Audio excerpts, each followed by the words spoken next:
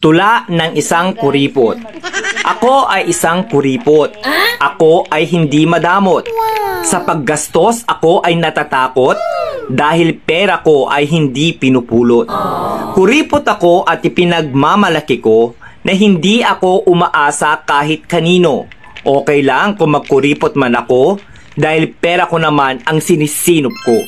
Ang pagiging kuripot ay hindi masama hanggat di ka nanloloko ng kapwa. Kaya wala akong dapat ikahiya kung naiinggit sa akin ang madla.